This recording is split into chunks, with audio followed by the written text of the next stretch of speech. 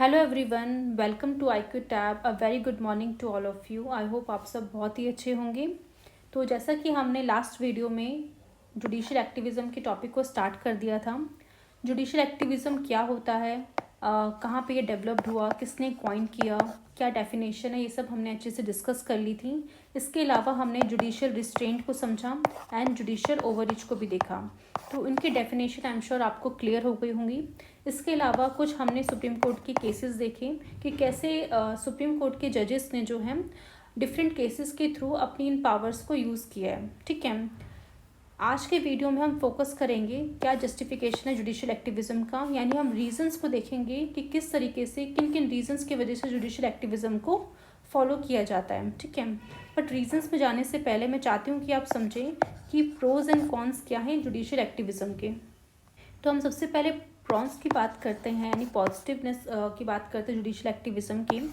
तो मेनली इनका मेन काम होता है प्रोटेक्ट करना राइट्स किनका, marginalised and the oppressed section of the society के राइट्स को प्रोटेक्ट करना। साथ ही साथ जो वैल्यूज़ है डेमोक्रेसी की एंड जो जस्टिस है उसको बेसिकली अपहोल्ड करना। एंड जो मेन पावर्स हैं, यानी जो आप देखने को मिलेंगे जो गवर्नमेंट की ब्रांचेस है लाइक लेजिस्लेशन एग्जीक्यूटिव है, वो अपनी पावर्स का गलत यूज़ ना करे, उनको चेक एंड बैलेंस करने का काम भी जो है हमारी जुडिशरी का होता है। साथ ही साथ लॉज में कोई अगर गैप्स वगैरह है उन गैप्स को फिल करने का काम भी जुडिशरी करती है अंडर द जुडिशल एक्टिविज़म। ठीक है, और इन्हीं पॉजिटिव कह सकते हैं जुडिशल एक्टिविज़म के तहत आपको PIL का एक कंसेप्ट देखने को मिलेगा कि किस तरीके से कोई भी पर्सन जो है पिटीशन फाइल कर सकता है कोर्ट में on the behalf of the public interest के अगर बिहाफ में है, large section of the society के अगर इंटरेस्ट में है तो वहाँ पे लिटिगेशन फाइल डाली जा सकती है। मैटर कुछ भी हो सकता है, चाहे सोसाइटल का कुछ हो या फिर इन्वायरमेंटल कंसर्न हो, जहाँ पे अगर किसी के ह्यूमन राइट्स का इशू हो रहा हो, कोई पॉल्यूशन से रिलेटेड अगर PIL हो, करप्शन से रिलेटेड हो, तो कोई भी PIL किसी भी मैटर पे फाइल की जा सकती है। ठीक है, तो ये हमने देखा। साथ ही साथ आपको देखने को मिलेगा कि जो बेसिक स्ट्रक्चर डॉक्ट्रिन है, जहाँ पे कहीं ना कहीं जो पार्लियामेंट है उनको उनकी जो पावर थी कि parliament can not amend the basic structure of the constitution, जैसे कि डेमोक्रेसी हो गया आपका एंड सेक्युलरिज्म हो गया, फेडरलिज्म हो गया, तो इस पावर को भी कहीं ना कहीं कंट्रोल में कह सकते हैं रखने का काम किया। इन्होंने बेसिकली लिमिट किया पावर ऑफ द लेजिस्लेचर को ताकि वो ऑल्टर ना कर सके कॉन्स्टिट्यूशनल फ्रेमवर्क को। इस तरीके से जुडिशरी है उन्होंने कॉन्स्टिट्यूशन को इंटरप्रेट करके इस तरह से बेसिक स्ट्रक्चर की डॉक्ट्रिन को लेके आई थी। नेक्स्ट आपको देखने को मिलेगा कि जुडिशल एक्टिविज़म का यूज़ करके उन्होंने बेसिकली जो आर्टिकल 21 है उसको एक्सपेंड किया था। किस तरीके से जो आर्टिकल 21 है जो बेसिकली गारंटीड करता है right to life and personal liberty का, उसमें उन्होंने वेरियस अदर राइट्स को भी इंक्लूड किया, जैसा आपका राइट टू एजुकेशन हो गया, ठीक है, हेल्थ हो गया, प्राइवेसी हो गया, डिग्निटी हो गया, इसको भी बेसिकली एक्सपेंड करके उसके अंदर इंक्लूड किया। ठीक है, जो कहीं ना कहीं जो स्कोप होता है फंडामेंटल राइट का उसको इन्हेंस करता है एंड साथ ही साथ जो स्टेट है उसको अकाउंटेबल बनाता है कि वो सिटीजन्स के वेलफेयर के लिए काम करें। इसके अलावा अगर हम देखें एनवायरनमेंट की फील्ड में तो प्रो इन्वायरमेंटल स्टांस भी हमारी जुडिशरी को देखने को मिलता है, जब उन्होंने अडॉप्ट किया था वेरियस प्रिंसिपल, जैसे कि प्रिकॉशनरी प्रिंसिपल, पॉल्यूटर पे प्रिंसिपल, की जो बेसिकली पॉल्यूट करेगा वही जो है उसको पे भी करेगा, पब्लिक ट्रस्ट डॉक्ट्रिन, ये सब लेके आया सो दैट जो आपका इकोलॉजी है और इन्वायरमेंट मतलब बेसिकली आपका जो इकोलॉजिकल बैलेंस है कंट्री का वो कहीं ना कहीं प्रोटेक्ट कर सके। ठीक है, देन हमने वुमेन की फील्ड में भी देखा था, केस डिस्कस किया था, जहाँ पे आप देख सकते हो किस तरीके से जो during the work force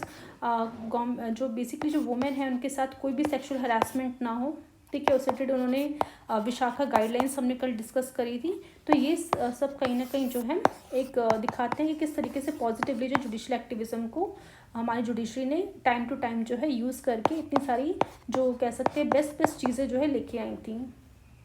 but भले ही कितना भी पॉजिटिव अगर हम देखें जुडिशल एक्टिविज़म को, बट एक कहीं ना कहीं जो है इसके कुछ कॉन्स निकल के आते हैं, इसके वजह से आप कह सकते हैं कि जो जुडिशरी है उसको क्रिटिसाइज़ किया जाता है, क्योंकि कहीं ना कहीं जो हमारा जो प्रिंसिपल है सेपरेशन ऑफ पावर का जो हमारे कॉन्स्टिट्यूशन ने खुद प्रोवाइड किया है वो कहीं ना कहीं अंडरमाइन होने देखने को मिलता है अंडर द जुडिशल एक्टिविज़म। साथ ही साथ हमारी जुडिशरी जो है अंडर द जुडिशल एक्टिविज़म वो एंक्रोच करती है under the domain of legislature and executive, यानी लेजिस्लेचर एग्जीक्यूटिव का जो मेन डोमेन है जहाँ पे उनको काम करना चाहिए वहाँ पे एंक्रोचमेंट उनका देखने को मिलता है। एंड साथ ही साथ कह सकते हैं अनसर्टिनिटी और इनकन्सिस्टेंसी जो है लॉ में क्रिएट होती है इसकी वजह से। ठीक है, तो इस तरीके से जो उनका पर्सनल बायसनेस है, आइडियोलॉजीज जो हैं जजेस का, वो इससे रिफ्लेक्ट होती है। कि कई बार क्या होता है, जो पर्टिकुलर गाइडलाइंस लेके आ रहे हैं वहाँ पे वो अपने पर्सनल ओपिनियंस, अपने पर्सनल व्यूज़ को ध्यान में रख के कहीं ना कहीं वो गाइडलाइंस फ्रेम करते हैं, बिकॉज उनके पास तो कोई एक्सपर्टीज़ नहीं है। तो जिस तरह से हम देखने को मिलता है, भले ही जो आपके लेजिस्लेचर है यानी जो एमपीज़ हैं वो लॉ लेके आते हैं, पर बैक हैंड में जो काम करते हैं वो आपके एक्सपर्ट होते हैं, ब्यूरोक्रेट्स होते हैं, जो उस पर्टिकुलर फील्ड में कहीं ना कहीं जो है एक्सपर्ट होते हैं, जो कहीं ना कहीं समझते हैं किस तरीके से जो है आपके ग्राउंड लेवल में किस तरीके से प्रॉब्लम चल रही है और कैसे उस प्रॉब्लम को सॉल्व करने के लिए एक पर्टिकुलर लॉ बनाना है। बट वो एक्सपर्टीज़ आपके जुडिशरी के पास देखने को नहीं मिलती। तो इस बेसिस पे हम कह सकते हैं कि उनका पर्सनल बायसनेस और आइडियोलॉजीज जो है रिफ्लेक्ट होता है थ्रू दी जुडिशियल एक्टिविज्म। तो भले ही पॉजिटिवनेस कितना क्यों ना हो, बट एक नेगेटिव पॉइंट हमेशा देखने को मिलता है। तो मेन चीज़ ये है कि पूरी तरीके से जुडिशियल एक्टिविज्म गलत भी नहीं है, बट एक लिमिट वे में हम यूज़ करें, यानी कि हमारी जुडिशरी एक लिमिटेड वे में यूज़ करें और अच्छी तरीके से यूज़ करें। जहाँ पे उन्हें लगता है कि जहाँ पे पर्टिकुलर गवर्नमेंट है लॉ नहीं बना पा रही, आप वहाँ पे गाइडलाइंस फ्रेम कर रहे हो, तब तक ठीक है। बट ओवर रीच भी कहीं ना कहीं मिसयूज़ करेगा जुडिशरी की पावर को, तो वो ओवर रीच नहीं होना चाहिए, ठीक है। तो अब हम मेनली फोकस करते हैं रीजंस पे कि क्या रीजंस हैं। तो अकॉर्डिंग टू BL वडेरा, उनके अकॉर्डिंग अगर देखा जाए तो जो रीज़न है जुडिशियल एक्टिविज्म के वो क्या क्या है वो हम देखते हैं। तो फर्स्ट रीज़न की बात करें, यहाँ पे लिखा हुआ है कि there is a near collapse of the responsible government when the legislature and executive fail to discharge their respective function. This result in the erosion of the confidence in the constitution and the democracy among the citizens. तो पहला reason simply ये बोला जा रहा है according to doctor BL वाडेरा के according कि main चीज़ ये देखने को मिलती है, यानी कि अगर ऐसा होता है कि जो मेन हमारी जो गवर्नमेंट है, रिस्पॉन्सिबल गवर्नमेंट है, उनमें जो आपका लेजिस्लेचर एग्जीक्यूटिव है, कहीं ना कहीं वो अपनी ड्यूटीज़ या फंक्शंस अगर टाइमली डिस्चार्ज नहीं कर पा रहे हैं, उनका कोलैप्स देखने को मिलता है। तो उस समय जो है कहीं ना कहीं जो हमारे सिटीजन्स हैं उनका भरोसा सिर्फ और सिर्फ कॉन्स्टिट्यूशन पे रहता है। अगर वो भी कॉन्फिडेंस जो है कह सकते हैं भरोसा अगर इरोड होने लग जाए तो कहीं ना कहीं तब प्रॉब्लम क्रिएट होती है, ठीक है। तो एक तरफ आप जानते हो गवर्नमेंट काम नहीं कर रही, चलो ठीक है, बट साथ ही साथ क्योंकि आप कॉन्स्टिट्यूशन पे बिलीव करते हो, क्योंकि हमारा जो मेन जो लॉ ऑफ द लैंड है वो कौन है, कॉन्स्टिट्यूशन है, कॉन्स्टिट्यूशन सुप्रीम है। और क्योंकि हम एक डेमोक्रेसी का पार्ट है, इंडिया एक डेमोक्रेटिक कंट्री है, तो डेमोक्रेटिक कंट्री में जो आपके सिटीजन्स हैं उनके पास राइट है कहीं ना कहीं ये पता करने का, ये पूछने का कि अगर ये सब इश्यूज़ अगर सोसाइटी में हैं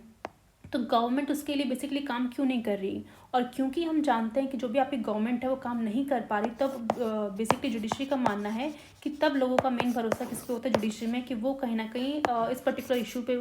काम करे। और अगर उससे रिलेटेड अगर लॉ भी लाना होता है जुडिशरी वो भी लेके आती है, ठीक है। तो मेन रीज़न क्या है कि जब आपको कोलैप्स देखने को मिलता है लेजिस्लेटिव एग्जीक्यूटिव का, नहीं उनका जो काम है वो अच्छे से कर नहीं पा रहे, देन जुडिशरी फिर पिक्चर में आती है, ठीक है। सेकेंड रीज़न यहाँ पे बताया गया है, the citizens of the country look up the judiciary for the protection of their rights and freedom. जैसे कि हम जानते हैं, this leads to the tremendous pressure on the judiciary to step in aid for the suffering masses. यानी कि अगर ऐसा कुछ हो रहा है कि गवर्नमेंट अच्छे से काम नहीं कर पा रही, तो सिटीजन्स, क्योंकि कहीं ना कहीं देखो सिटीजन्स को पता है कि उनको राइट्स मिले हैं अकॉर्डिंग कॉन्स्टिट्यूशन के अंदर, जैसे ही उनको पता है राइट्स का अगर हनन होता है तो डायरेक्टली सुप्रीम कोर्ट जाते हैं। तो कहीं ना कहीं हम कह सकते हैं जुडिशरी के ऊपर सिटीजन्स का बहुत ज़्यादा भरोसा होता है कि कहीं ना कहीं अगर गवर्नमेंट भी काम नहीं कर रही ना, तो गवर्नमेंट को भी रास्ते में कौन लेके आ सकता है, जुडिशरी लेके आ सकती है। तो इसलिए हम कह सकते हैं कि सिटीजन्स जो है जुडिशरी पे इतना ज़्यादा भरोसा करते हैं अपनी राइट्स को प्रोटेक्ट करने के लिए, अपने फ्रीडम के लिए, तो वो प्रेशर कहीं ना कहीं जुडिशरी के ऊपर होता है कि नहीं, उन पर्टिकुलर पर्सन जो ऑलरेडी सफ़र कर रहे हैं उनको एड देने का काम कौन करेगा, जुडिशरी करेगी। नेक्स्ट हम देखते हैं judicial enthusiasm, that is the जजेस like to participate in the social reforms that take place in the changing times. It encourages the public interest litigation and liberalises the principle of locus standi. तो जैसे कि हमने देखा है कि locus standi क्या है, हमने पिछली वीडियो में कवर कर लिया है। अगर आपको कोई डाउट हो तो फिर से आप जाके उस वीडियो को रेफर कर सकते हैं, बिकॉज बहुत डिटेल में हमने डिस्कस किया था ये। तो किस तरीके से ओवर द कह सकते हैं ईयर्स ये जो कंसेप्ट है लोकस स्टैंडी का वो लिबरलाइज किया हुआ है। यानी अगर कोई पर्सन जो बेसिकली उस पर्टिकुलर केस से जुड़ा हुआ है, अगर वो किसी कारणवश अगर नहीं आ पा रहा, अपना केस नहीं फाइल कर पा रहा, तो पब्लिक इंटरेस्ट लिटिगेशन के थ्रू कोई भी XYZ पर्सन जाके उनके बिहाफ में यानी पब्लिक के इंटरेस्ट में जो है लिटिगेशन फाइल कर सकता है सुप्रीम कोर्ट के अंदर। एंड देन सुप्रीम कोर्ट जो है अंडर द जुडिशियल एक्टिविज्म के तहत हम कह सकते हैं कि उसको उस पर्टिकुलर लिटिगेशन को एंटरटेन करेगी और उसको उसके खिलाफ फिर एक्शन भी लेगी, जो भी जजमेंट वगैरह लेना है, ठीक है। तो यानी कि जो चेंजिंग टाइम, जिस तरह से हमारा टाइम चेंज हो रहा है, सोशल रिफॉर्म्स की बहुत ज़्यादा ज़रूरत है। और क्योंकि वो सोशल रिफॉर्म्स अगर नहीं आ पा रही सोसाइटी में, और कहीं ना कहीं हम देख सकते हैं गवर्नमेंट उन रिफॉर्म्स को नहीं ला पा रही, क्योंकि देखो मेन काम तो है गवर्नमेंट का ही है, बिकॉज लोगों ने उन अपने रिप्रेजेंटेटिव को चुन के भेजा हुआ है। तो अगर वो पर्टिकुलर जो सिटीजन्स हैं उनके लिए अगर कोई रिफॉर्म लाने का मेन बेसिकली काम है, ठीक है, तो रिफॉर्म जो लाने का जो मेन काम है वो हमारी गवर्नमेंट का, अगर वो नहीं कर पा रही तो जुडिशरी को एंथुजियास्टिक होके वो काम करना पड़ेगा, इस तरीके से यहाँ पे बोला गया है। तो अगर हम बात करें रिसेंटली आपने देखने को मिलेगा सबरीमाला टेम्पल केस, यानी इस पर्टिकुलर केस के अंदर हमें देखने को मिले किस तरीके से जुडिशियल एंथुजियाज्म जुडिशरी के थ्रू किया गया था। तो सबरीमाला टेम्पल केस जो है, जो कि आप सब जानते ही होंगे, जहाँ पे सुप्रीम कोर्ट ने बेसिकली जो है सेंचुरी ओल्ड जो बैन लगा हुआ था एंट्री ऑफ द वुमेन का, कि जो पर्टिकुलरली ऐसी वुमेन जो कि अपनी मेंस्ट्रुएटिंग एज में है, वो पर्टिकुलरली जो सबरीमाला टेम्पल है, जो कि कहाँ पे आपको देखने को मिले, केरला में है, वहाँ पे वो एंटर नहीं कर सकती। तो कोर्ट ने बेसिकली जो बैन है इसको जो कि वॉयलेट कर रहा था एक कॉन्स्टिट्यूशनल राइट जो कि हर एक वुमेन को दिया हुआ है। वो राइट कौन सा था? इक्वालिटी का, डिग्निटी का, फ्रीडम ऑफ रिलीजन का। तो ये राइट कहीं ना कहीं वॉयलेट हो रहे थे, तो इस पर्टिकुलर बैन को हटाया ताकि ये राइट्स कहीं ना कहीं वुमेन्स को मिल सके। ठीक है, तो ये एक आपको एग्जाम्पल देखने को मिलेगा। सेकेंड आप देख सकते हैं आधार केस, जो कि काफ़ी ज़्यादा पॉपुलर था। इस केस में बेसिकली हम कह सकते हैं सुप्रीम कोर्ट ने अपहेल्ड किया था constitutional validity of Aadhaar act की वैलिड है, जो कहीं ना कहीं प्रोवाइड करती है बायोमेट्रिक आइडेंटिफिकेशन सिस्टम, जो भी हमारे जो इंडियन सिटीजन्स हैं उनका। इसमें बेसिकली साथ ही साथ कह सकते हैं गवर्नमेंट जो हमारा कोर्ट है, जुडिशरी जो उसने इम्पोज किया सेवरल रिस्ट्रिक्शंस एंड सेफगार्ड होने चाहिए, जो आपका जिस तरीके से आप आधार के डाटा को यूज़ कर रहे हो, तो उसमें बहुत ज़्यादा इंपॉर्टेंट है कि कुछ एरिया में उसको रिस्ट्रिक्ट कर दिया जाए। ठीक है, जैसे कि आप देख सकते हैं कि लिमिट कर दिया था mandatory linking with the bank account के साथ mobile phones and the welfare scheme, क्योंकि कई बार क्या हो रहा था कि बहुत से ऐसे लोग हैं जिनका आधार कार्ड बना नहीं, और आपने जब वेलफेयर स्कीम्स चला रहे हो तो आप मैंडेटरी कर रहे हो कि भाई आपके पास तो आधार कार्ड होना चाहिए, तभी आप बेसिकली बेनिफिशरी कहलाओगे। तो भाई जिनके पास बना ही नहीं है तो वो तो इनसे वंचित हो गए, उनको तो वो स्कीम का लाभ हो ही नहीं पाएगा। तो इस तरीके से आपने देखने को मिलेगा कि वो जो लिमिट है उससे कहीं ना कहीं बेसिकली रिलैक्स कर दिया गया था कोर्ट के द्वारा, कि ठीक है जिनके पास है उनका तो आप यूज़ कर, जिनके पास नहीं है उनको भी कहीं ना कहीं ये सब चीज़ें प्रोवाइड होनी चाहिए। ठीक है, और साथ ही साथ उन्होंने बेसिकली रिकॉग्नाइज़ किया कि राइट टू प्राइवेसी भी एक फंडामेंटल राइट है अंडर द कॉन्स्टिट्यूशन, तो इसका भी ध्यान रखा जाएगा। ठीक है, एंड ऐसी कोई प्राइवेट एंटिटीज़ जो कहीं ना कहीं एक्सेस करने को करती है आधार डाटा, तो उनके खिलाफ किस तरह से एक्शन लेना है, वो सब चीज़ें भी आपको देखने को मिलेंगी। एंड सबसे ज़्यादा इम्पॉर्टेंट सेक्शन 377, ठीक है, जो कि काफ़ी ज़्यादा कह सकते हैं एग्जाम्पल है कि किस तरीके से अगर सोसाइटी में चेंज आते हैं तो सोसाइटी के साथ साथ आपके जो लॉज है उसमें भी चेंज आना ज़रूरी होता है। उसका एग्जाम्पल कहीं ना कहीं हम मान सकते हैं सेक्शन 377 को। तो इस पर्टिकुलर केस में आपको देखने को मिलेगा सुप्रीम कोर्ट ने डीक्रिमिनलाइज कर दिया था कंसेंशुअल होमोसेक्सुअल एक्ट को बिटवीन दी एडल्ट। ठीक है, तो और यहाँ पे कहीं ना कहीं, क्योंकि देखो पहले इस चीज़ को पिनलाइज किया जाता था बट अब उसको डिक्रिमिनलाइज कर दिया गया था। एंड बेसिकली उन्होंने कहा कि जो सेक्शन 377 है कहीं ना कहीं वॉयलेट कर रहा है जो कॉन्स्टिट्यूशनल राइट्स दिए गए हैं सेक्सुअल माइनॉरिटीज़ को, क्योंकि जो माइनॉरिटीज़ है उनके पास भी राइट है, लाइक इक्वालिटी है, उनके पास भी डिग्निटी है, उनकी भी प्राइवेसी है,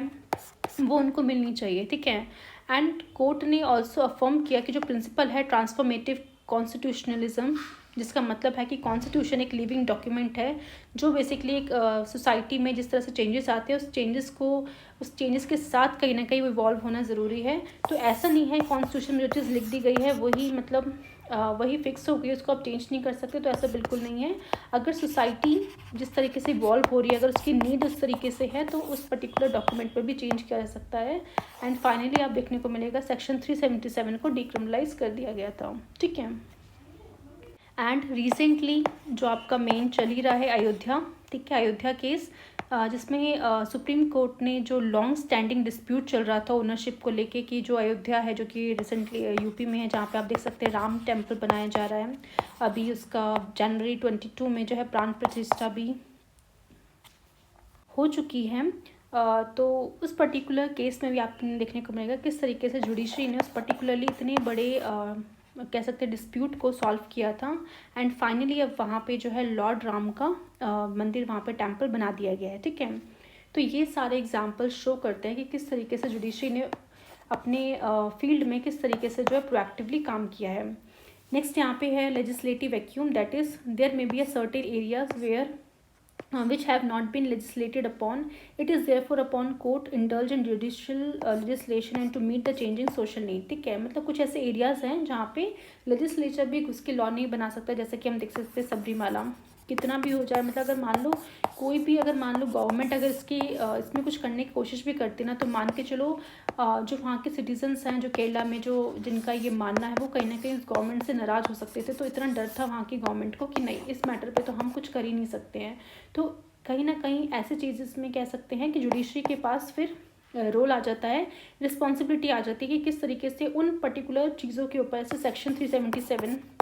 अगेन ये सबसे बड़ा एग्जाम्पल था कि ऐसे पर्टिकुलर केसेस में जो है जुडिशरी जो है कहीं ना कहीं जो है अपना रोल प्ले करती है, और अपनी जो सोसाइटी है, जो चेंज हो रही है सोसाइटी, उनकी नीड्स को पूरा करने के लिए वो अगर उसको लेजिस्लेशन भी लाना होता है तो वो पर्टिकुलर काम भी वो करती है। ठीक है, नेक्स्ट बोला गया है कि the constitution of India has itself adopted certain provisions which give judiciary enough scope to legislate और to play an active role. तो ऐसा बिल्कुल नहीं है कि हम कहें कि जुडिशरी अपने आप से ही कर रही है, बट देखने को मिलेगा कि हमारे कॉन्स्टिट्यूशन ऑफ इंडिया के अंदर कुछ ऐसे प्रोविजंस है, ठीक है, जो कहीं ना कहीं ये बताते हैं कि जुडिशरी के पास पावर है कि वो भी लेजिस्लेट कर सकती है, वो भी एक्टिव रोल प्ले कर सकती है। ठीक है, तो ये रीजंस कहीं ना कहीं हमने डिस्कस कर लिए जिसके वजह से जुडिशरी जो एक्टिविज्म का रोल प्ले करती है। नेक्स्ट हम देखेंगे सिमिलरली, ये तो हमने देखा अकॉर्डिंग टू डॉक्टर BL वडेरा। अब हम देखते हैं similarly the Subhash Kashyap observe that certain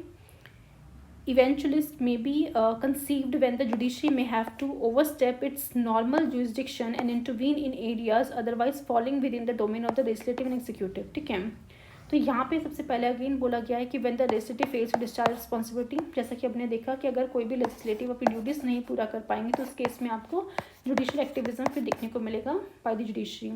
next बोला गया in case of a hung assembly, hung legislature, when the government it provide its weak, insecure and busy only in the struggle for survival and therefore unable to take any decision which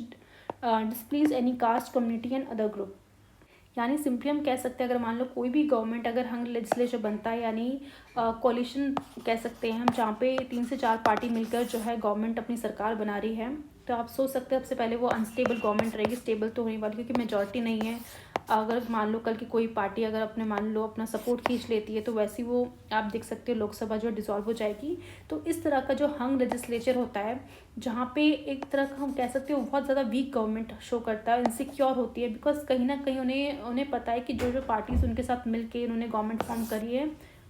तो इस case में देखने को ये मिलेगा कि आपकी जो पार्टीज़ है उनका इंटरेस्ट आपके पास सबसे पहले होगा रादर देन कि आप सोसाइटी में जो जनता है उनके बारे में सोचो। क्योंकि अगर आप पार्टी के हिसाब से नहीं चलते हुए नजर आओगे तो कहीं ना कहीं आपको डर होगा कि भाई पार्टी अपना सपोर्ट ना खींच ले। तो इसलिए बहुत ज़्यादा स्ट्रगल वहाँ पे ऑलरेडी चल रही होती है सर्वाइवल को लेके कि भाई आज हम हैं या कल नहीं, उसका डर हमेशा बना रहता है। तो उस केस में आप किस तरीके से जो आपका कास्ट कम्युनिटी है या फिर अदर ग्रुप है उनके लिए कैसे आप लॉज लेके आ सकते हो। अगर मान लो कुछ ऐसे पर्टिकुलर जो भी सीवियर इशू है अगर उसके ऊपर लॉ लेके आना है तो सबसे पहले पार्टी के अंदर वो सहमति होनी चाहिए ना। क्योंकि अगर कहीं ना कहीं अगर मान लो आप ऐसे कोई लॉ लेके आ गए, जब उस लॉ को लोकसभा से पास करना होगा, आपकी पार्टी के मेंबर अगर उसको पास नहीं कर पा रहे हैं, और क्योंकि वो चीज़ बहुत इंपॉर्टेंट है, ठीक है, वो आप पास ही नहीं कर पा रहे हो, तो यही शो करेगा कि भाई आपकी पार्टी में मेजॉरिटी नहीं है। तो ये सब चीज़ें ना हो, या फिर ये सब चीज़ों के लिए अवॉइड करने के लिए, या फिर इन सब चीज़ों को ओवरकम करने के लिए जो हमारी जुडिशरी है जुडिशियल एक्टिविज्म का रोल प्ले करती है। ठीक है,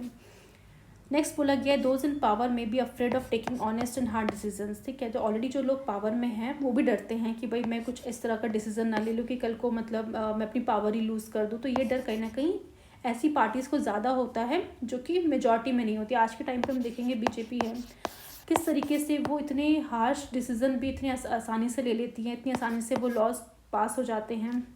अगर हम देख सकते हैं कश्मीर का इशू ही ले लो, किस तरीके से पहले उन्हें यूनियन टेरिटरी में डिवाइड किया, ठीक है, वो हमने देखा। किस तरीके से आप देख सकते हो इतनी इंपॉर्टेंट मैटर्स है उनके ऊपर उन्होंने जो है लॉज बनाए हैं। तो ये कहीं ना कहीं शो करता है कि आपके पार्टी के अंदर मेजॉरिटी होनी चाहिए, बट इन केस अगर नहीं है तो वो fear of losing of power जो है हमेशा हर एक सरकार में देखने को मिलता है। For that reason may have public issues refer to court as issues of law in order to mark time and delay decision to pass of the audium, strong decision making of the court। तो उस case से main आपकी judiciary फिर उस particular issues पे काम करना शुरू करती है, ठीक है। जब उन्हें लगता है कि हाँ भाई सरकार भी अब तो भाई डर रही है, वो कुछ करने नहीं वाली, तो क्योंकि मैटर इंपॉर्टेंट है तो फिर जुडिशरी फिर आके काम वाम करती है। नेक्स्ट बोला गया कि when the legislature and the executive fail to protect the basic right of the citizen, जो इन्हें बेसिक राइट है वही नहीं प्रोटेक्ट कर पा रहे हैं, like the right to live a decent life, healthy surrounding and to provide a honest, efficient and just system of laws and administration, यही नहीं कर पा रही है, तो उस केस में भी आपको जुडिशरी का एक्टिविज्म देखने को मिलता है। नेक्स्ट है where the court of law is misused by strong authoritarian parliamentary party government for alternative motive as sought to be done during the emergency abbreviation. यानी अगर मान लो कोई ऐसी पार्टी गवर्नमेंट में आ गई है जो स्ट्रॉन्ग अथॉरिटेरियन पावर को यूज़ कर रही है, तो उस टाइम पे भी गवर्नमेंट को कंट्रोल करना बहुत ज़रूरी है, बिकॉज ऐसा नहीं ना अपना तानाशाह करने लग जाएगी, कुछ भी लॉ लेके आ रही, कुछ भी वो कर रही है, वो भी कहीं ना कहीं हमारी डेमोक्रेसी के लिए सही नहीं है, तो उन पर कंट्रोल रखना भी ज़रूरी है। अगर आप उन पर जुडिशरी ही कंट्रोल बेसिकली रख सकते हैं, अगर वो कंट्रोल रखेगी तो कहीं ना कहीं वो जो मिसयूज़ हो रहा है उस पावर का उसको वो रोक पाएगी, चेक एंड बैलेंस कर पाएगी, ठीक है। नेक्स्ट बोला गया sometimes the court themselves knowingly और unknowingly become victims of human all too human weaknesses of the craze of populism publicity playing to the media and hawking the headlines. यानी simply यहाँ पे देखा जाए तो बोला गया है कि कई बार क्या होता है, जुडिशरी भी जो है एक तरह का पॉपुलरिज्म पाने के लिए, ठीक है, मीडिया में रहने के लिए, वो भी कई बार जो है ह्यूमन बायसनेस से इन्फ्लुएंस हो जाती है, बिकॉज हर एक पर्सन की डिज़ायर होता है कि मुझे पॉपुलैरिटी मिले, मुझे मीडिया अटेंशन मिले, ठीक है, मेरे बारे में जो है ज़्यादा से ज़्यादा चर्चाएं हों, जिस तरह से आज देखने को मिलता है जो आपके प्राइम मिनिस्टर मोदी जी हैं वो किस तरीके से लाइमलाइट में बने रहते हैं, उनका एक एक एक्शन जो है पूरे यूथ को इंस्पायर करता है, हर जगह मतलब न सिर्फ इंडिया में नहीं, बाहर की कंट्री के काफ़ी लोग भी उनको फॉलो करते हैं। तो जुडिशरी इस तरीके से अगर मतलब मान लो लॉज बनाती हैं वो लाइमलाइट में रहने के लिए, पॉपुलरिज्म गेन करने के लिए, तो वो कहीं ना कहीं फिर उनकी इमेज को फर्दर डिस्ट्रॉय कर सकता है। बिकॉज देखो एक जज को मना होता है कि वो किस तरीके से मीडिया में अपने आके बातचीत नहीं कर सकते, इस तरीके से जो पब्लिक इवेंट है वहाँ पे इतना ज़्यादा आ नहीं सकते, बिकॉज ये कहीं ना कहीं ये देखो जो जुडिशरी है वो बहुत ज़्यादा इंपॉर्टेंट पिलर है हमारी डेमोक्रेसी का, ठीक है। तो उनका जो मेन कॉन्टैक्ट है आपकी कह सकते हैं जनता के साथ, वो नहीं होना चाहिए, क्योंकि मेन कॉन्टैक्ट डायरेक्ट कॉन्टैक्ट कहाँ से होगा, आपकी लेजिस्लेचर यानी गवर्नमेंट के थ्रू होगा। क्यों? क्योंकि वहाँ उन्होंने बेसिकली डायरेक्टली उनको इलेक्ट किया है। जो आपकी जुडिशरी है वहाँ पे तो कोई डायरेक्टली इलेक्टेड पर्सन नहीं बैठा हुआ, तो क्योंकि वहाँ पे कोई डायरेक्टली इलेक्टेड पर्सन नहीं बैठा हुआ, तो वो उनका जो डायरेक्ट कॉन्टैक्ट है सिटीजन्स के साथ, जनता के साथ, वो नहीं होना चाहिए, ठीक है। तो इस तरीके से जब चीज़ें देखने को मिलेंगी कि जुडिशरी कहीं ना कहीं इन सब चीज़ों से इन्फ्लुएंस हो रहा है, तो वो कहीं ना कहीं उस केस में हम कह सकते हैं कि जब जुडिशरी डिसीजन लेगी तो वो कहीं ना कहीं लीगल प्रिंसिपल को ध्यान में ना रखकर अपने पब्लिक ओपिनियन को ध्यान में रखकर डिसीजन लेगी। यानी कहाँ पे प्रायोरिटाइज कर रही है, अपने पब्लिक ओपिनियन को ज़्यादा प्रायोरिटाइज करेगी ओवर द लीगल प्रिंसिपल्स। यानी कि उनके जुडिशरी के जो भी एक्शंस होंगे वो एक लीगल रीजनिंग पे बेस्ड ना होकर पॉपुलैरिटी या फिर मीडिया अटेंशन पे बेस्ड होंगे कि हाँ भाई मीडिया इस चीज़ को कर रही है तो मैं ये चीज़ कर देता हूँ, ये चीज़ हो सकता है। जबकि जुडिशरी का काम ये नहीं है। जुडिशरी का मेन काम क्या है कि जो भी आपके लॉज हैं, जो भी नेचुरल जस्टिस है, उसको फॉलो करके आप चीज़ों को डिसाइड करो, ठीक है। तो अभी इम्पॉर्टेंट क्या है? इम्पॉर्टेंट ये है कि जजेस जो हैं हमेशा इम्पार्शियल रहें और जो उनका ऑब्जेक्टिव है, ठीक है, डिसीजन मेकिंग का, ठीक है, इन सब चीज़ों से कहीं ना कहीं खुद को लिमिट रखें। और इन केस अगर वो डिसीजन मेकिंग कर भी रहे हैं तो मेन फोकस करें कि जो भी लॉजिक है बिहाइंड उसके पीछे ज़्यादा फोकस करें, रादर दैन कि वो पर्सनल ओपिनियन या फिर पब्लिक ओपिनियन में आके जो है डिसीजन मेकिंग कर रहे हो, ठीक है। और क्योंकि बहुत ज़्यादा इंपॉर्टेंट है कि आप इंटीग्रिटी और इंडिपेंडेंस जो है जुडिशरी का वो भी मेंटेन रखो। साथ ही साथ जो भी आपका जो मेन काम है जुडिशरी का कि आप जस्टिस को सर्व करना और जस्टिस को किस तरीके से एक फेयर मैनर में, इक्विटेबल मैनर में आप वो सर्व करो, वो कहीं ना कहीं डिग्रेड नहीं होना चाहिए, ठीक है। मतलब वही बात होगी कि आपका मेन काम था जस्टिस देना, वो काम छोड़ के आप किसी और के काम पे इंटरफेयर कर रहे हो और वो काम भी आप अच्छे से नहीं कर पा रहे हो, और जो काम आपका है वहाँ पे वैसे ही आप अच्छे से नहीं कर पा रहे हो, तो वो कहीं ना कहीं फिर प्रॉब्लम क्रिएट करेगा, ठीक है। तो जुडिशरी का मेन सबसे पहला काम क्या है कि जस्टिस करना। हाँ, अगर मान लो किसी एक मैटर पे लगता है कि लॉ सही से नहीं बन पा रहा, तब वहाँ पे आके आप इंटरफेयर करके आप कर सकते हो, बट मेन आपका जो ड्यूटी होनी चाहिए वो जस्टिस प्रोवाइड करना ही होनी चाहिए। वो काम आपको अच्छे से करना है फेयर एंड इक्विटेबल मैनर के फॉर्म में, ठीक है। नेक्स्ट आपका टॉपिक उसमें है, according to doctor Vandana the concept of judicial activism can be seen to be reflecting the flowing trends in India, यानी इंडिया में किस तरीके से जुडिशियल एक्टिविज्म का ट्रेंड देखने को मिलता है वो बेसिकली बताया गया है। सबसे पहले बात की जाती है the expansion of rights of hearing in the administrative process, यानी कि इसमें अगर हम बात करें,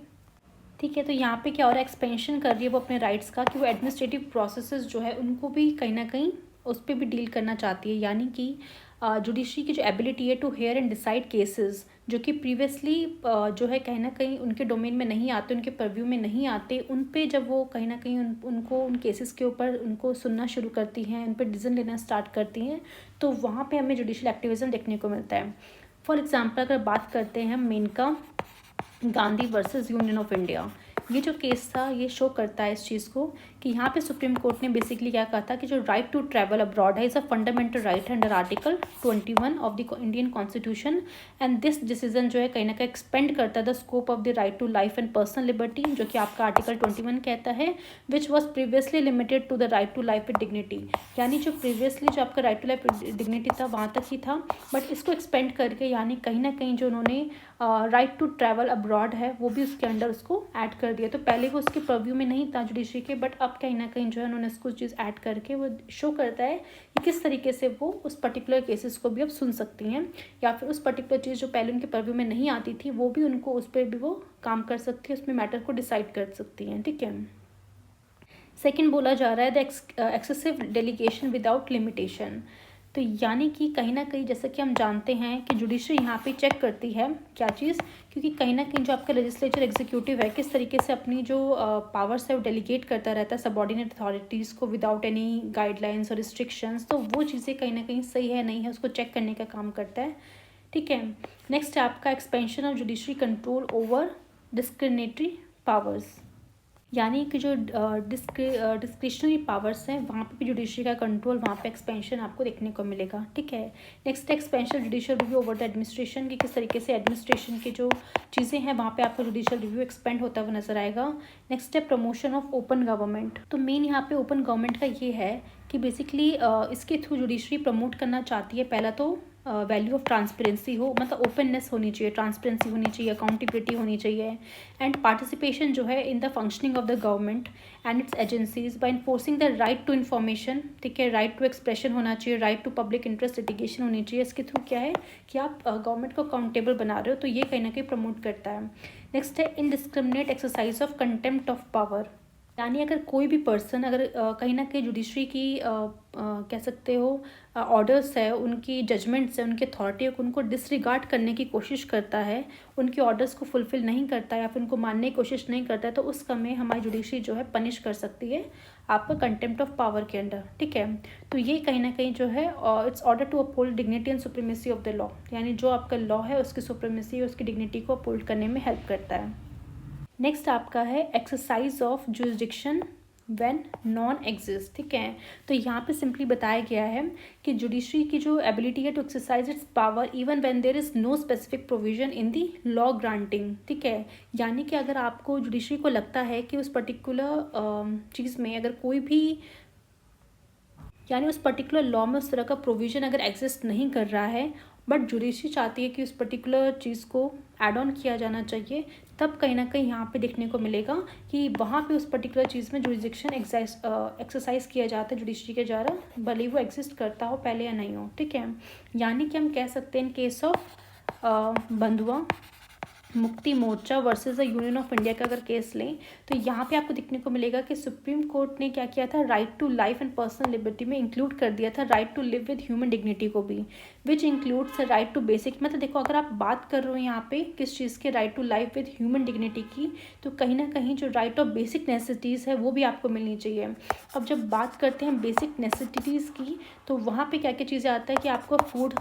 वो आपका नेसेसिटी वो आपको मिलना चाहिए। ठीक है, क्लोथिंग, शेल्टर, ये सब चीज़ें मिलनी चाहिए। तो ये जो डिसीजन था वो कहीं ना कहीं बेस्ड था कोर्ट की इंटरप्रिटेशन के लेके,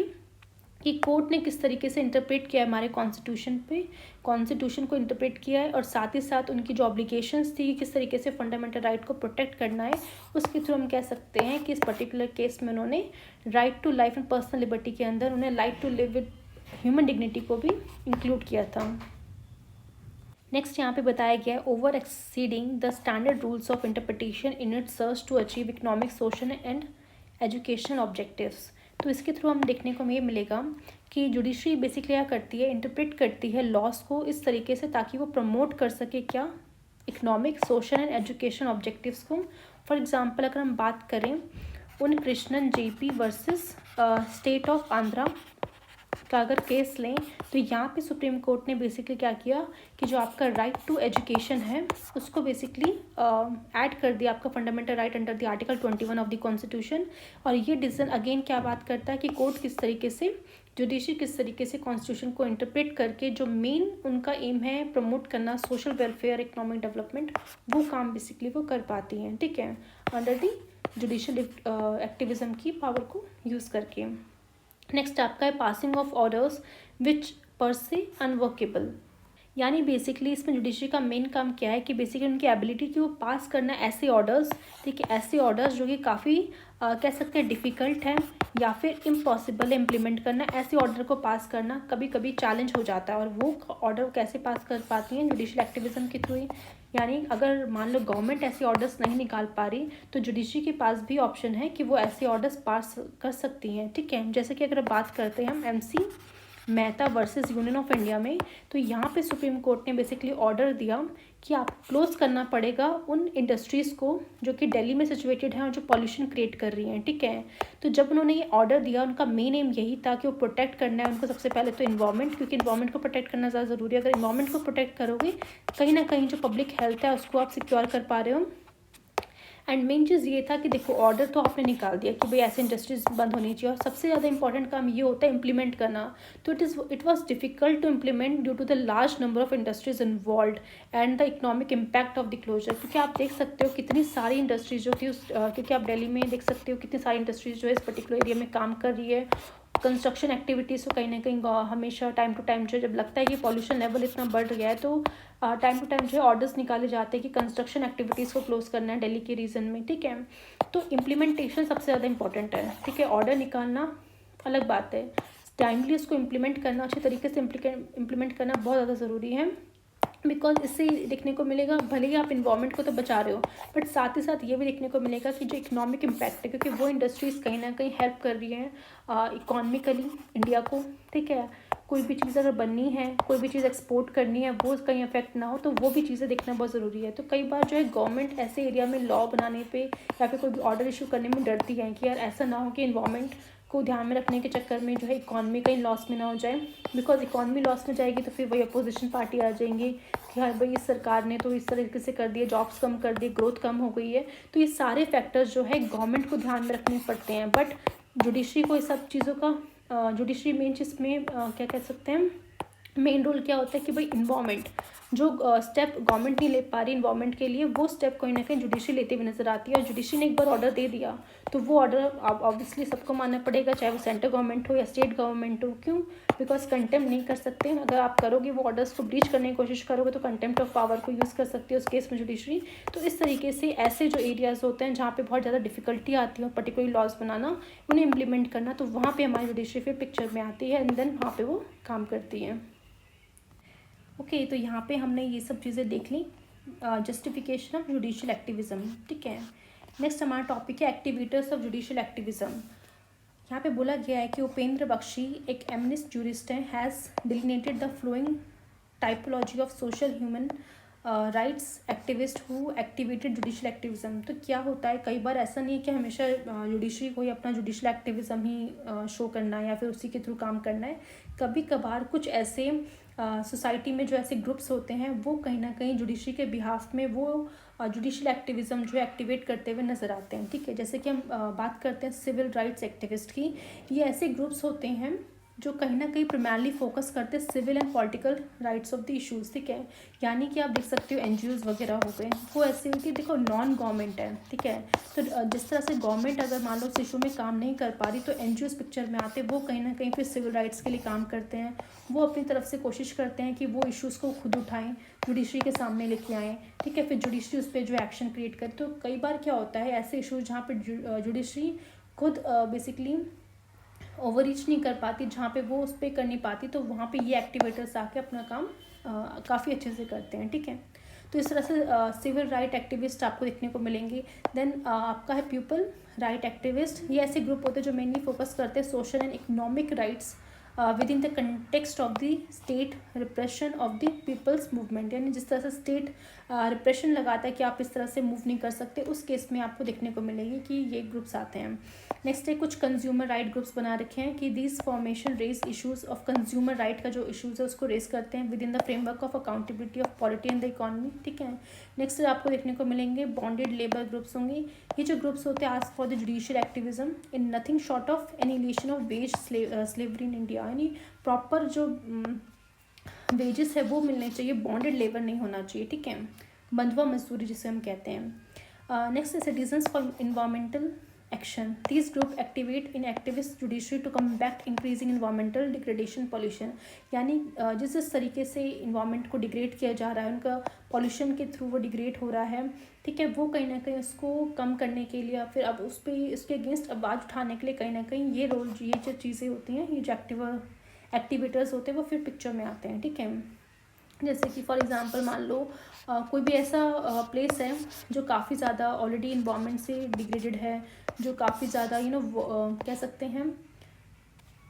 काफ़ी ज़्यादा वॉलेटाइल होता है, जहाँ पे वहाँ की जो स्पीशीज़ होती है काफ़ी वॉलेटाइल होती है। अगर उस एरिया में अगर मान लो कुछ ऐसा सेटअप करने जा रही है इंडस्ट्री वगैरह, तो वहाँ पे आपको देखने को मिलेगा जितने भी इन्वायरमेंटली एक्टिविस्ट होते हैं वो सारे के सारे वहाँ पे पहुँच जाते हैं। किस तरीके से गवर्नमेंट को जो है बेसिकली बताने की कोशिश करते हैं कि भाई इस एरिया में तो एटलीस्ट आप फैक्ट्री वगैरह स्टैब्लिश मत करो, क्योंकि ऑलरेडी ये एरिया काफ़ी ज़्यादा वॉलेटाइल है, इतना ज़्यादा मतलब ये एरिया डिग्रेडेड हो चुका है कि अगर आप फर्दर इसमें आप इंक्रोचमेंट करने की कोशिश करोगे तो और ज़्यादा ये हम मतलब ऑब्वियसली, क्योंकि देखो जब किसी पर्टिकुलर एरिया में अगर आप इस तरीके से जो वॉलेटाइल है, सिर्फ वहाँ का जो बेसिकली जो लैंड है उसमें प्रॉब्लम नहीं आ रही है, उससे के आसपास जो लाइवलीहुड है जितने लोगों की वो कहीं ना कहीं इफेक्ट हो रही है। अगर आप एक जंगल को काटते हो तो उस जंगल में रहने वाले जो एनिमल्स हैं उनको तो आप नुकसान पहुंचा ही रहे हो, बट उससे उसके आसपास जितने भी लोग हैं जो उससे कहीं ना कहीं जुड़े हुए हैं, जिनकी लाइवलीहुड उनसे जुड़ी हुई है, उनको भी कहीं ना कहीं लॉन्ग रन में वो कह सकते हैं ड्रॉबैक झेलने को मिल सकते हैं, ठीक है। तो इस तरीके से जो इन्वायरमेंटल ग्रुप होते हैं वो कहीं ना कहीं काफ़ी ज़्यादा इंपॉर्टेंट रोल प्ले करते हैं। तो इसलिए हमेशा गवर्नमेंट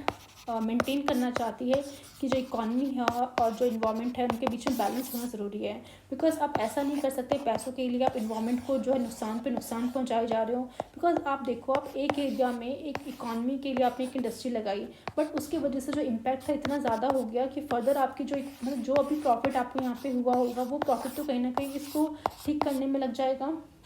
जैसे फॉर एग्जांपल अगर मान लो कहीं पे बेसिकली जो पहाड़ है वहाँ पे आपने कुछ मान लो कुछ टनल वगैरह बना दिया या फिर कुछ वहाँ पे रोड वगैरह बना रहे हो, कट करके रोड बना रहे हो, तो वहाँ पे आपने बनाया जस्ट बिकॉज कनेक्टिविटी हो सके, ठीक है, एक पॉजिटिव फैक्टर है, ठीक है, इकॉनमी जनरेट हो सके, वो भी पॉजिटिव फैक्टर है। बट आपको वहाँ की इकोलॉजी देखनी पड़ेगी, वहाँ का बेसिकली आपको लैंड सरफेस देखना पड़ेगा कि वो इस चीज़ के लिए काफ़ी ज़्यादा सूटेबल है भी या नहीं है। बिकॉज जो पैसा आप सोच रहे हो यहाँ से निकल के आएगा, अगर मान लो कल को कुछ ऐसा डिवास्टेशन होता है, कुछ लैंडस्लाइड वगैरह हो जाती है, तो वही जो पैसा कि आप सोच रहे थे, जो प्रॉफिट आप जनरेट करने की सोच रहे थे, वही पैसा जो आपका डबल अमाउंट में जो वहाँ पे खर्च हो जाएगा। तो एक तरह से गवर्नमेंट का लॉस ही हुआ, ठीक है, कि जो प्रॉफिट वो सोच रहे थे उल्टा जब वो उन लोगों को देना पड़ेगा जो बस बेसिकली वहाँ पे मर गए हैं, किसी को वहाँ पे कुछ नुकसान हुआ है, कुछ वहाँ पे डैमेज वगैरह हुआ है, तो डैमेज को रिकवर करने के लिए जो अलग से पैसा जाएगा वो अलग से गवर्नमेंट का लगेगा। तो वो कहीं ना कहीं गवर्नमेंट को सोचना पड़ेगा कि किस हद तक वो इन्वायरमेंट को नुकसान पहुँचा रहे इकॉनमी के बिहाफ पे, ठीक है। नेक्स्ट आपका ग्रुप है citizen group against the large irrigation project. तो दीज एक्टिविस्ट जो होते हैं formation asked the Indian judiciary the impossible for any judiciary in the world, namely cease to and desist from ordering against mega irrigation project, यानी कि जो इतने बड़े बड़े वही मेगा इरिगेशन प्रोजेक्ट्स लगाए जाते हैं, ऑल्दो ऑब्वियसली इंपॉर्टेंट तो हैं, बट वही अगेन आपको देखना पड़ेगा किस तरीके से ये कितना ज़्यादा पॉजिटिवली सोसाइटी को हेल्प करने की कोशिश कर रहे हैं और कितना यहाँ पे आने वाले टाइम पे लॉस भी देखने को हो सकता है, ठीक है। नेक्स्ट है rights of child group. This groups focus on the child labour, right to literacy, juvenile in custodial institutions and rights of children born to sex workers, born to sorry sex worker है, ठीक है। तो इस तरह से जो ऐसे लोग हैं बेसिकली उनके राइट्स के लिए कहीं ना कहीं ये ग्रुप जो है काम करता है। नेक्स्ट है custodial right groups. These groups include the social action by prisoner rights group, यानी प्रिजनर का जो बेसिकली क्या राइट है कस्टडी के अंदर, किस तरीके से उनको राइट्स मिलना चाहिए, वो कहीं ना कहीं ग्रुप कहीं ना कहीं बात करता है। वुमेन जो है under the state protective custody and the person under the preventive detention, उनकी क्या क्या राइट्स हैं, वो राइट्स को कहीं ना कहीं ग्रुप जो है हेल्प करता है कि वो राइट्स कहीं ना कहीं लोगों तक पहुंचा पाए। पॉवर्टी राइट ग्रुप है कि दिस ग्रुप लिटिगेट करता है issues concerning drought and famine relief and urban impoverished को, ठीक है।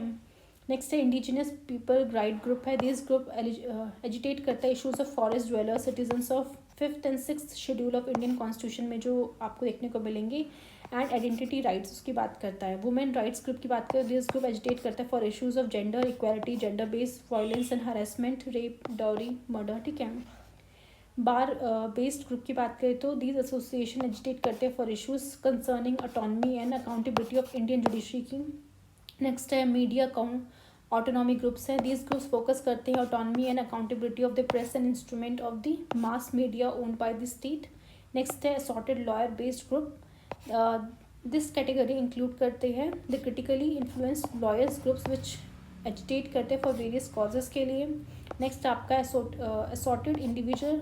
पिटिशनर, दिस कैटेगरी इंक्लूड करता है फ्रीलांस एक्टिविस्ट इंडिविजुअल्स को, ठीक है। तो इन शॉर्ट ये आपने सारे के सारे कह सकते हैं एक्टिवेटर्स की लिस्ट आपने देख ली कि किस तरीके से जो मेन एम है इनका, अगेन इनका एम हो जुडिशरी का मेन वही सोसाइटी के बेनिफिट के लिए काम करना। अगर कोई भी पर्सन चाहे वो चाइल्ड है, वुमेन है, कोई लेबर है, कोई भी पर्सन है, अगर मान लो किस तरीके से वो जुडिशरी के पास नहीं जा पा रहा अपने हक के लिए, तो कहीं ना कहीं कोई और पर्सन जो है उनके हक की लड़ाई लड़ सके ताकि उनको जो है जस्टिस मिल सके। किसी के साथ बेसिकली अन्याय नहीं होना चाहिए, कोई भी पर्सन जो है इस तरीके से हार्मफुल कंडीशन में ना रहे, इसके लिए बेसिकली कहीं ना कहीं जो रोल है प्ले किया जाता है, चाहे वो आपकी जुडिशरी हो या फिर एक्टिवेटर्स हो, ठीक है। तो ये एक्टिवेटर्स जो थे हमने देख लिए। बाकी का आपका जो टॉपिक है एप्रीहेंशन ऑफ जुडिशियल एक्टिविज्म ये बचा हुआ है। Then judicial activism versus judicial restraint and supreme court के ऑब्जर्वेशंस, ये हम नेक्स्ट वीडियो में कवर करेंगे। तो आई होप आपको आज का टॉपिक अच्छे से समझ में आया होगा। अगर पसंद आया होगा तो प्लीज़ लाइक शेयर और सब्सक्राइब कीजिएगा। बाकी हम कल की वीडियो में मिलेंगे। ओके।